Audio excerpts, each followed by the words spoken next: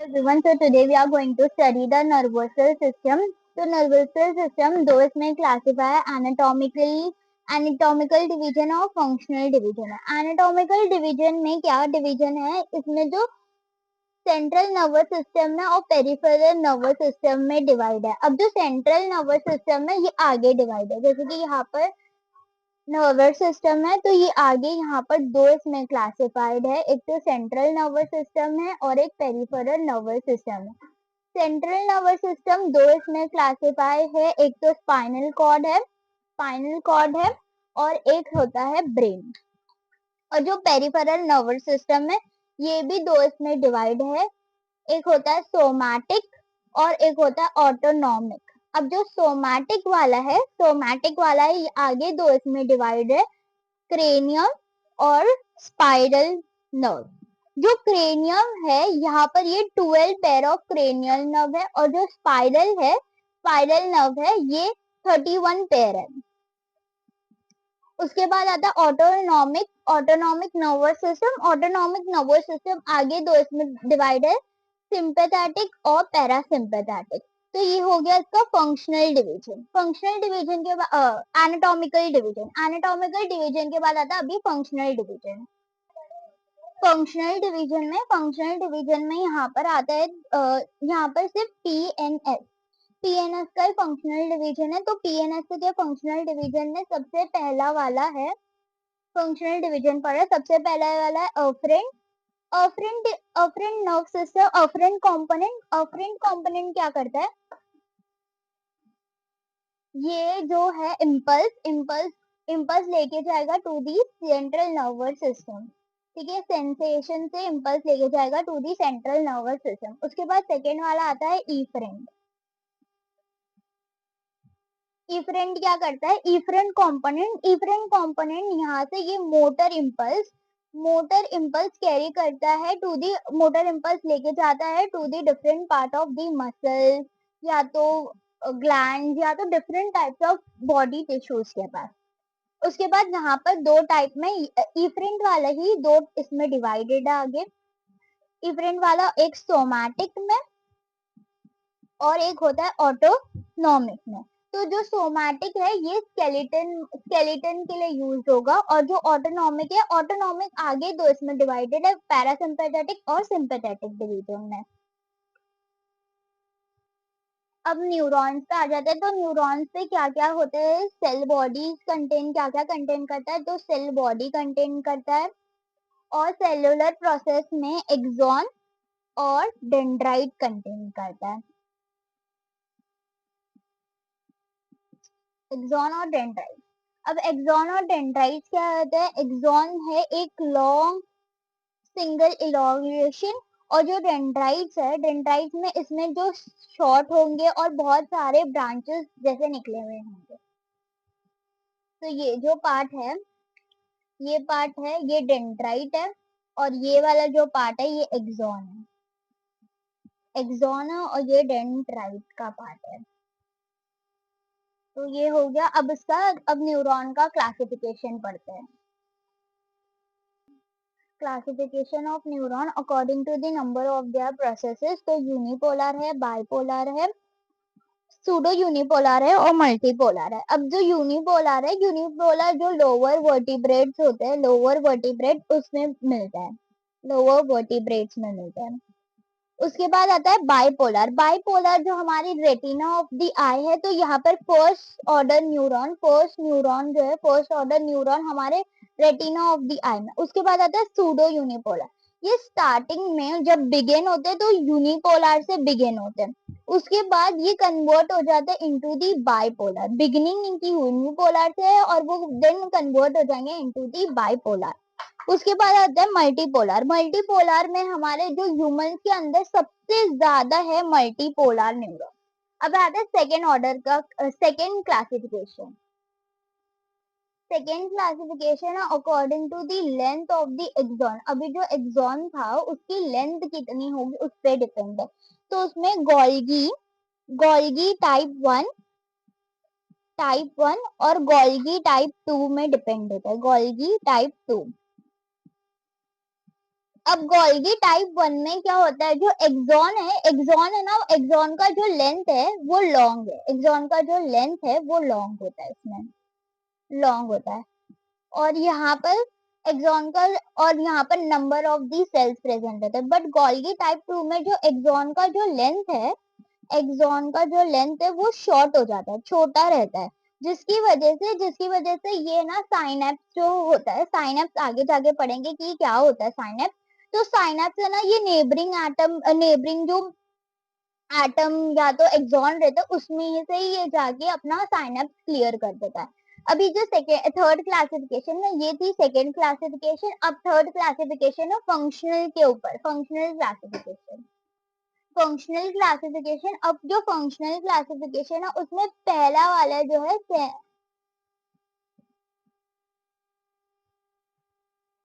Sensory neuron है। अब जो सेंसरी न्यूरॉन है इसमें क्या होता है, इसमें जो न्यूरॉन्स है यहाँ पर जो रिसीव करता है इम्पल्स, जैसे कि रिसीव्ड हुए तो ये लेके जाता है into the central nervous system के पास लेके जाता है इम्पल्स।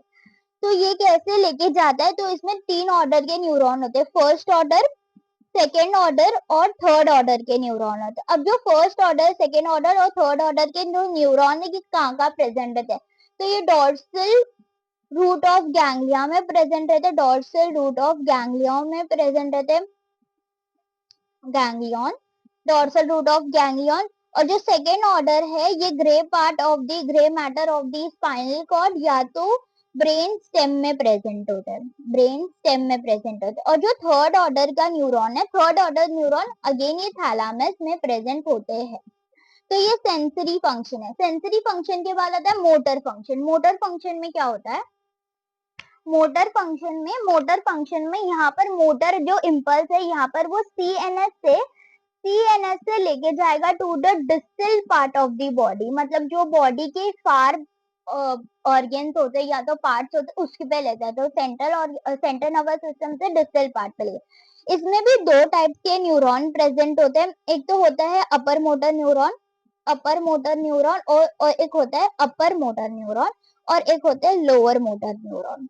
जो अपर मोटर न्यूरॉन है ये मोटर पे ही प्रेजेंट रहता है, मतलब motor area of the brain में ही प्रेजेंट रहता है। और जो लोअर मोटर न्यूरॉन है ये horn anterior horn of the spinal cord में, इन स्पाइनल कॉर्ड में प्रेजेंट रहता है, spinal cord, anterior horn of the spinal cord में प्रेजेंट रहता है। अभी उसके बाद जो थर्ड फंक्शनल क्लासिफिकेशन है वो है पैरासिम्पेथेटिक नर्व का, पैरासिम्पेथेटिक न्यूरॉन का। अब जो पैरासिम्पेथेटिक है ये ऑटोनॉमिक का पार्ट है, ठीक है। जो पैरासिम्पेथेटिक है इसमें प्री गैंग्लियन प्रेजेंट होते हैं, प्री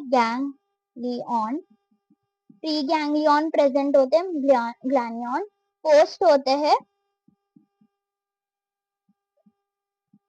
योनिक। जो प्री गैंग्लियोनिक है ये कहाँ पे प्रेजेंट रहते हैं, तो ये प्रेजेंट रहते हैं इनटू द क्रेनियल नर्व के पास, और क्रेनियल नर्व के पास प्रेजेंट रहते हैं और सेक्रम में प्रेजेंट रहते हैं। और जो पोस्ट गैंग्लियन रहता है ये प्रेजेंट रहते हैं इनटू द विसरा, जो विसरा एरिया होता है ना बॉडी का, वहां पर प्रेजेंट रहता है, वॉल ऑफ दी विसरा में प्रेजेंट रहता है। अब इसका जो आउटफ्लो है, आउटफ्लो कैसा मिलेगा, मतलब ये बाहर कैसे निकलेंगे, तो ये बाहर निकलेंगे क्रेनियो सेक्रम आउटफ्लो। अभी इसके बाद आता है सिंपैथेटिक। अब जो सिंपैथेटिक न्यूरॉन है ये कैसे, अगेन इनके पास होता है प्री गैंग्लियन, पोस्ट गैंग्लियन और आउटफ्लो। तो प्री गैंग्लियन कहाँ पे प्रेजेंट रहता है, तो ये लंबार रीजन में और थोरैसिक रीजन में, थोरैसिक और लंबार रीजन में, प्लस लंबार रीजन में भी प्रेजेंट होते हैं, लंबार रीजन में। उसके बाद जो पोस्ट वाला प्रेजेंट रहता है ये अवे फ्रॉम द विसरा, विसरा से अवे फ्रॉम द विसरा से प्रेजेंट रहता है। वो वाला जो पैरासिम्पेथेटिक वाला था वो विसरा, वॉल ऑफ द विसरा, और ये वॉल ऑफ द विसरा से अवे प्रेजेंट रहता है। उसके बाद इसका आउटफ्लो क्या मिलेगा, इसका आउटफ्लो मिलेगा थोरैको लंबार आउटफ्लो, थोरैको लंबार आउटफ्लो। अभी इसके बाद क्लासिफिकेशन हो गया, उसके बाद आता है structure of the neuron. Structure of the neuron में दो चीज प्रेजेंट होती है, एक तो बॉडी होती है प्रेजेंट, बॉडी, और दूसरी न्यूराइट्स प्रेजेंट होता है। अब जो बॉडी है, बॉडी कैसे से फॉर्म होती है, अभी जो हम लोग ने एक्सॉन बनाए थे उसमें क्या क्या था, उसमें सेल बॉडी थी, ठीक है। साइटोप्लाज्म भी प्रेजेंट रहता है, साइटोप्लाज्म प्रेजेंट रहता है, और जो स्मॉल स्मॉल, अभी ये जो सपोज ये मेरा एक्सॉन है, ये मेरा cell body, this is the cell body, इसके अंदर जो स्मॉल स्मॉल सेल्स थे, और ये रहा था डेंड्राइट।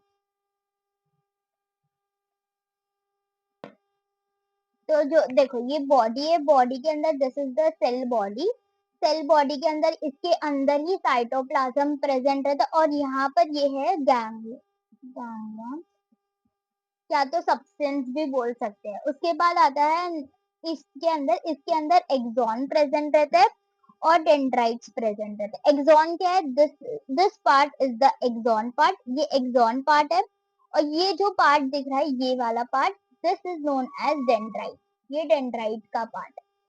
तो यहाँ पर बहुत सारे हैं और सब ब्रांच्ड है, और ये सिर्फ सिंगल और इलोंगुएटेड है। तो यही था इसमें। और जो एक्सॉन का जो प्लाज्मा है, एक्सॉन के प्लाज्मा को बोलते हैं एक्सोप्लाज्मिक, और एक्सॉन के अंदर सेल मेम्ब्रेन भी होती है, तो उसको बोलते हैं एक्सोलीमा, ठीक है। अभी इसके साथ ये तो स्ट्रक्चर ऑफ द न्यूरॉन, इसके साथ एक सपोर्टिव सेल भी प्रेजेंट रहते हैं जो कि सपोर्ट करते हैं न्यूरॉन को। तो जो सपोर्टिव सेल है उसको बोलते हैं न्यूरोग्लियल सेल। अब ये जो न्यूरोग्लियल सेल है ना, ये दो होते हैं, एक तो सेंट्रल न्यूरोग्लियल सेल, और एक होता है पेरिफेरल न्यूरोग्लियल सेल। जो सेंट्रल न्यूरोग्लियल सेल्स होते हैं वो फर्दर 4 इसमें है, और जो पेरिफेरल वाले हैं वो 2 इसमें है, एक तो श्वान सेल्स है और एक सैटेलाइटिक सेल्स है। अब ये वाला जो सेंट्रल वाला है, सेंट्रल वाले को ये सिर्फ सेंट्रल नर्वस सिस्टम में सपोर्ट करेगा, ये सपोर्टिव सेल है to the central nervous system. अब इसमें जो फर्स्ट वाला इसका सेल है वो है एस्ट्रोसाइट सेल्स। एस्ट्रोसाइट सेल्स ये स्टार शेप के होते हैं, they are the star shape. इसका फंक्शन क्या है, सबसे पहले तो ये फिजिकली सपोर्ट देगा टू दी सीएनएस को, फिजिकली सपोर्ट देगा। उसके बाद ग्लाइकोजन को स्टोर करेगा, और ये it also maintain the blood और ब्रेन के जो बैरियर्स होते हैं उसको भी मेंटेन करेगा। ओलिगोडेंड्रोसाइट ये थोड़े से स्मॉल होते हैं, राउंड सेल्स होते हैं, और यहाँ पर जो साइटोप्लाज्म है यहाँ पर ये कम रहेगा। इसमें ये क्या करेगा, ये मैलेनिन शीट जो है वो प्रोड्यूस करेगा सीएनएस में। और भी 2 सेल्स है वो देखते हैं अब माइक्रोग्लिया सेल्स ये सबसे स्मॉलेस्ट सेल्स होते हैं, इसका फंक्शनल क्या है, इसका फंक्शन है सबसे पहले तो ये फैगोसाइटोसिस करेगा, और प्योरिफिकेशन का मतलब होता है सेल डिवीजन। जब भी हमारी इंजरीज हो जाते हैं, जब नर्वस टिश्यूज की इंजरीज हो जाती है, तो ये सेल्स काम आते हैं। उसके बाद जो नेक्स्ट वाला है वो ये वाला एपिडाइमल सेल्स। अब एपिडाइमल सेल्स क्या करते हैं, ये जो है ना एपिथेलियम जैसी ना इनके लाइनिंग होती है, इसको बोलते हैं, इसके लिए इसका नाम ही ये पड़ गया। उसके बाद उसका फंक्शन क्या है, यहाँ पर ये जो ब्रेन और जो स्पाइनल सेरिब्रम फ्लूइड होता है उसको बैरियर बना के रखते हैं, और इट इज ऑल्सो रिस्पॉन्स जब ग्लूकोज का कॉन्सेंट्रेशन इंक्रीज या तो डिक्रीज होता है, तो इसको भी इसका फंक्शन वो भी है। उसके बाद आता है पेरिफेरल में। अब जो श्वान सेल्स क्या करता है, यहाँ पर ये मैलेनिन शीट प्रोड्यूस करते हैं to the peripheral nerve system के लिए। और जो सैटेलाइटिक सेल्स है ये पेरिफेरल के 2 सेल्स होते हैं। उसके बाद आता है जो सैटेलाइटिक के यहाँ पर जो है ना ये फ्लैट क्यूबॉइडल सेल्स, इस तरीके जो क्यूबॉइडल सेल्स होते हैं ये फॉर्म करते हैं, इसके लिए इसका नाम सैटेलाइटिक सेल्स है। इसका फंक्शन क्या है, ये सपोर्ट करता है सपोर्ट और प्रोटेक्शन ऑफ दी गैंग्लियन, जो न्यूरॉन है उसको प्रोटेक्शन करता है, ये न्यूरॉन को प्रोटेक्शन और सपोर्टेशन का काम करता है। उसके बाद what is the grey matter, what is the white matter, उसके बाद ये डिस्कस करेंगे हम लोग। अभी जो इन ब्रेन में देखते हैं ब्रेन में क्या क्या प्रेजेंट है। सबसे पहले जो ग्रे मैटर है, ग्रे मैटर क्या कंटेन करता है, सेल बॉडी कंटेन करता है और बहुत सारे ब्लड वेसल्स कंटेन करता है। और ये जो व्हाइट मैटर है, व्हाइट मैटर फाइबर्स कंटेन करता है, फाइबर जो भी होते हैं वो कंटेन करता है। और इसमें जो ब्लड वेसल्स है ना, ब्लड वेसल्स में कम है और इसमें बहुत ज्यादा कंटेन करता है, ये ब्रेन में। अब ब्रेन में कहाँ पर ग्रे मैटर प्रेजेंट है, कहाँ पर व्हाइट मैटर प्रेजेंट है। तो जो ग्रे मैटर है ना, ये आउटसाइड द, मतलब जो ब्रेन है, ब्रेन के एकदम सरफेस को कनेक्ट करेंगे, आउटर एक्सपेक्ट में ग्रे मैटर होगा, ग्रे मैटर। और जो व्हाइट मैटर है, व्हाइट मैटर वो अंदर के साइड होगा और डीपर होगा, डीपर।